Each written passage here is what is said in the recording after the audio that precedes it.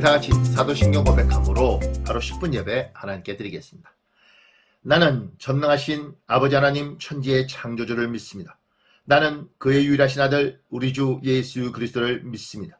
그는 성령으로 잉태되어 동정녀 마리아에게서 나시고 본디오 빌라도에게 고난을 받아 십자가에 못 박혀 죽으시고 장사된 지 사흘 만에 죽은 자 가운데서 다시 살아나셨으며 하늘에 오르시어 전능하신 아버지 하나님 우편에 앉아 계시다가 거기로부터 살아있는 자와 죽은 자를 심판하러 오십니다. 나는 성령을 믿으며 거룩한 공교회와 성도의 교제와 죄를 용서받는 것과 몸의 부활과 영생을 믿습니다. 아멘. 우리 다같이 찬송가 310장입니다. 아 하나님의 은혜로 찬송가 310장 1절만 찬양하겠습니다. 아 하나님의 은혜로 있을 데 없는 자 왜 구속하여 주는지 난 알 수 없도다. 내가 믿고 또 의지함은 내 모든 형편 아시는 주님 늘 보호해 주실 것을 나는 확실히 아네. 잠깐만 기도할까요? 하나님, 주님의 은혜로 이곳까지 온 사람들입니다. 주님의 은혜로 지금까지 온 사람들입니다. 아버지 하나님, 오늘도 은혜를 베풀어 주시옵소서. 예배하는 모든 이들에게 하나님의 은혜로 충만하게 하시길 소망하며 예수님 이름으로 기도합니다. 아멘. 오늘 우리에게 주시는 하나님의 말씀은 열왕기상입니다. 열왕기상 7장 13절 14절입니다. 열왕기상 7장 13절 14절 제가 봉독해 드리겠습니다. 솔로몬 왕이 사람을 보내어 히람을 두로에서 데려오니 그는 납달리 지파 과부의 아들이요 그의 아버지는 두로 사람이니 놋세 대장장이라.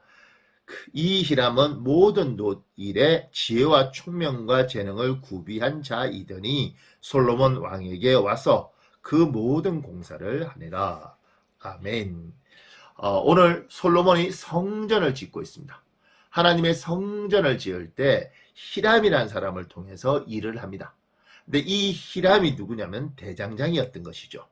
그리고 굉장히 총명과 지혜가 명철이 많은 대장장이었습니다. 근데 이 히람의 출신 성분이 문제가 있었습니다.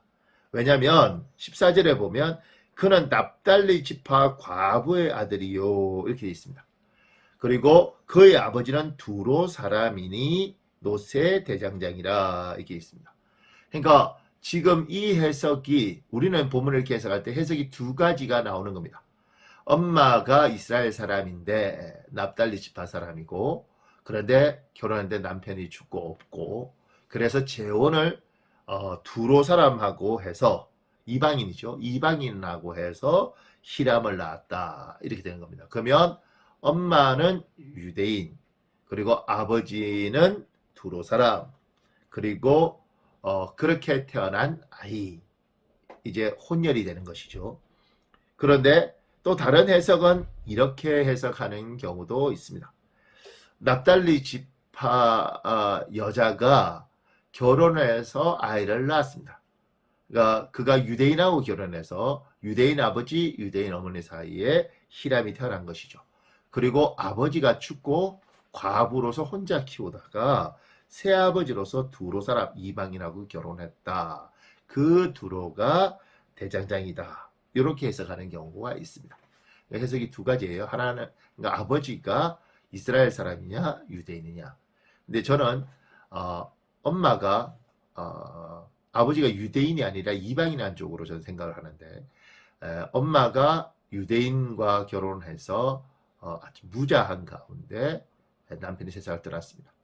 과부가 된 것이죠. 혼자 외롭게 유대인으로 살다가 두로 사람과 결혼을 하게 되었습니다. 그리고 두로 사람 아버지의 밑에 유대인 어머니 밑에 태어났는데 아버지가 대장장인 거예요.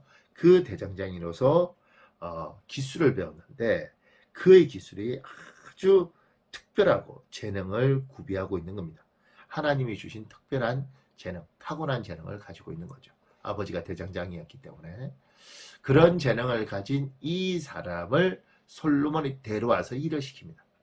여러분, 여기에서 이스라엘 사람들의 반응이 어땠을까 질문해 보면, 아니 하나님의 거룩한 성전을 세우는데 아니 과부 출생물이 문제지 않습니까? 과부의 아들이고 아버지가 이방인이야.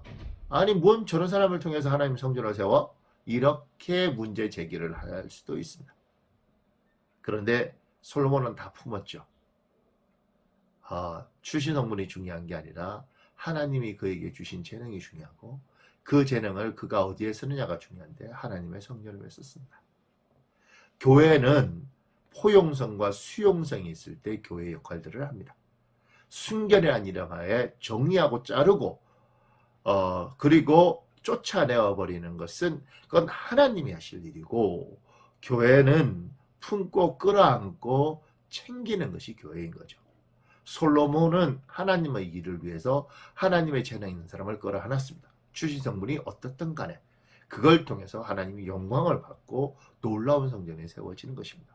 여러분과 제가 이 땅을 살면서 순결한 거 중요합니다.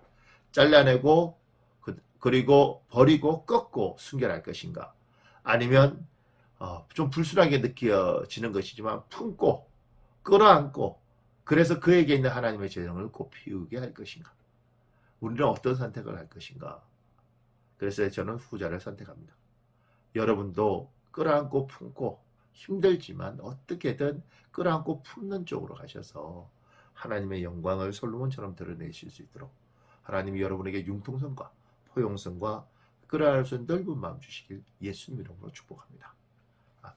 우리 잠깐만 기도할까요? 전능하신 하나님, 오늘 예배드리는 우리 모두에게 하나님 수용하고 품고 끌어안을 수 있는 마음 허락하여 주시옵소서. 그걸 통하여 나의 이득이 아니라 하나님의 영광, 솔로몬이 성전을 건축한 것처럼 그 영광을 드러내게 하시옵소서. 우리 주 예수님 이름으로 기도합니다. 아멘.